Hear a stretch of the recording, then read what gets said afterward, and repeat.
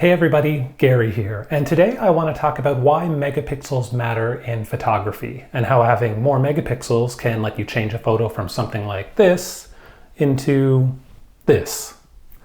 So let's get started. So when I say that megapixels matter, all I really mean is that by having more megapixels, you have more detail to work with when you're post-processing. Generally, that means that you can crop in quite far without losing detail in your subject. And we're going to demonstrate that with this image.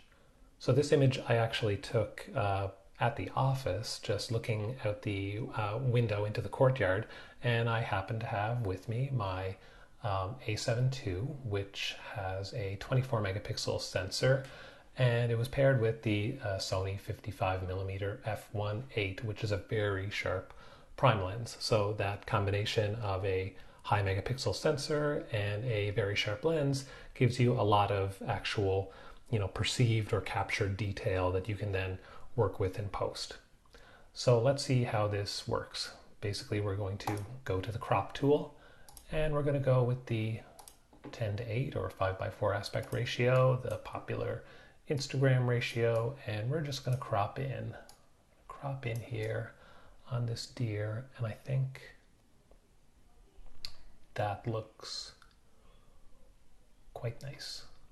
Maybe right there. Not quite a perfect rule of thirds, but I think that looks pretty good.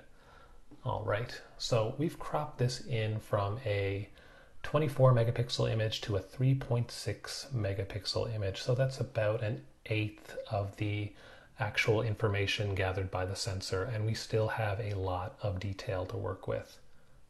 So first, let's go to the detail refinement slider. We're just going to bring the radius up a little, bring the detail amount up a little, just so that we get a little more fine detail in the fur, and that's actually starting to look really nice.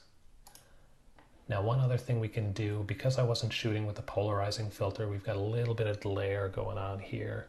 So we're just going to add a brush overlay. This is a really basic fix. There are more complicated ways of doing it, but we're just going to run this brush over just like that. And there. And now we're just going to run a little contrast enhancement.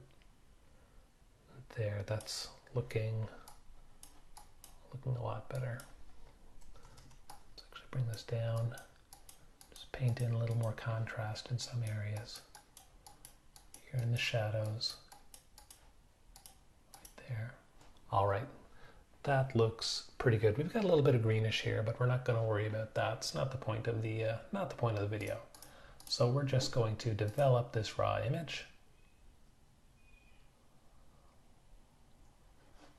And if you watched my previous video, you'd know I like to sort of balance out the colors, or at least, give the image a little more uniform palette. And while I really like the greens, they're a little bit intense, and I just like the softness and the warmth of the fur. So I think we're going to add an HSL adjustment, and we're going to target those green tones, and we're just going to shift them to the warmer side, just like that.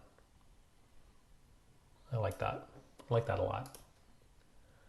Okay, now one other little thing that we can do, I just want to, we can see this little thistle here is a little bit underexposed, so maybe we'll just go in here and punch that up a little with the dodge tool, just so it matches the guy.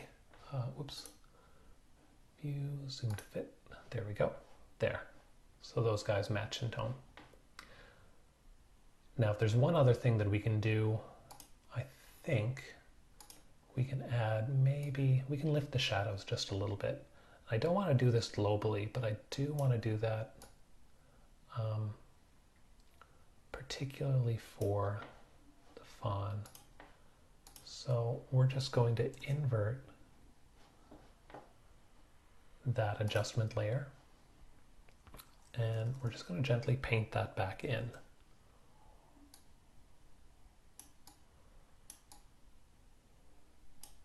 Nice.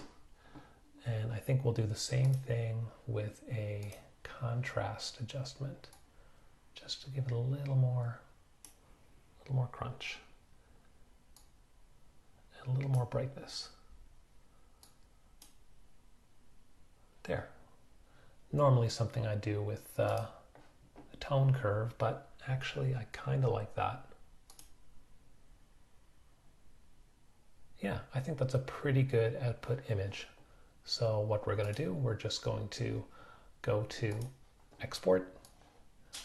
We're going to use our favorite Instagram output settings, 2048 on the long edge, Lanczos 3 non-separable. And we're going to put that on Insta, and I'm sure it's going to get a ton of likes. So that's it. Easy, right?